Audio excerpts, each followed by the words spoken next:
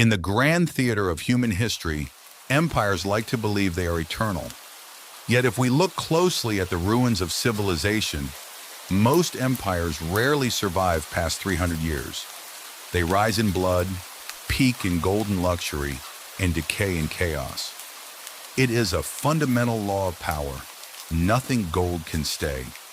But tonight we travel back to the misty landscapes of the ancient East, to a time before the Great Wall was even a thought. Nestled between the rugged mountains and the cold northern wilderness, there existed a tiny, mysterious kingdom. It did not possess a massive army, nor did it conquer vast territories. Yet it defied the laws of time. It quietly survived for nearly 1,000 years, witnessing the spectacular rise and fall of great dynastic titans. It was called Guzhu, the kingdom of the lonely bamboo. Why have you never heard of it? Because history is always written by the loud and the violent. The lonely bamboo chose a different path, one of absolute loyalty, moral philosophy, and strategic retreat. But hidden within the famous Western strategy classics, like The Art of War, the ghosts of this tiny kingdom still linger. Tonight, let us unravel how a kingdom smaller than a modern city survived a millennium, and what happens when unyielding virtue meets the brutal reality of changing times. To understand the survival of the lonely bamboo, we must first look at its DNA. Historical records show that this kingdom was born from the same royal bloodline as the Great Shang dynasty, a Bronze Age superpower that ruled the East with absolute religious and military authority. The king of the lonely bamboo wasn't just a vassal. He was the emperor's cousin, his most trusted chief strategist, and the northern guardian of the realm. For centuries, they thrived under this sacred bond. But power is a shifting sand dune. Near the end of the Bronze Age, the kingdom faced its first true existential crisis, not from an invading army, but from within the royal palace. The old king, a man of deep emotion, lay dying. He had 3 sons. By the sacred law of the land, the crown belonged to his eldest son, a philosopher prince named Boyi. But the father's heart belonged to his youngest son, Shuki. On his deathbed, the king tore up the ancient laws and decreed that the youngest should take the throne. Here, human nature usually takes a dark turn. In any other empire, be it Rome, Persia, or Chang'an, this scenario triggers a bloody civil war.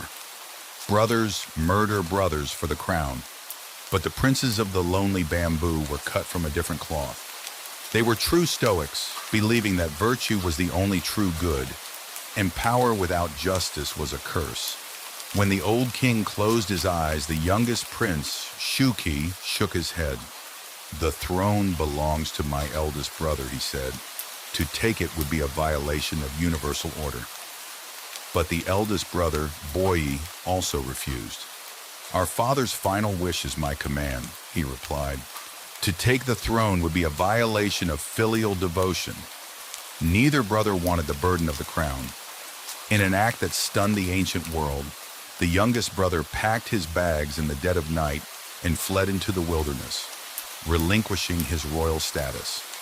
When the eldest brother woke up and found him gone, he smiled, packed his own bags, and fled in the opposite direction. The crown was left abandoned on the palace floor, eventually picked up by the confused middle brother. This story, known in the East as the Great Renunciation, highlights a profound truth. Sometimes the ultimate test of power is the willingness to walk away from it. The 2 exiled princes became wandering sages, searching for a society built on pure wisdom. They traveled to the western frontiers, hearing rumors of a righteous lord who treated the elderly with dignity. But just as they arrived, history took a violent turn. The old lord passed away, and his ambitious son declared a total war of revolution against the ruling Shang emperor. The world was changing. The old Bronze Age order was being shattered by a new, aggressive Iron Will dynasty, the Zhou. For the two wandering princes, this was a psychological nightmare. The Shang emperor was undeniably a tyrant, but he was still their sacred sovereign. To overthrow him by force was, in their eyes, an act of cosmic treason. The two elderly princes, with no weapons and no soldiers, marched directly to the front lines of the revolutionary army. They blocked the path of the war chariots, crying out to the young general, "Your father has not yet been buried, and you raise weapons of war? Is this what you call righteousness?" The soldiers drew their swords, ready to slaughter the old men. But the young general stopped them, recognizing the terrifying power of absolute moral courage. He ordered his men to bypass them. The revolution succeeded. The old empire fell in a night of fire and blood, and the new Zhou dynasty claimed the mandate of heaven.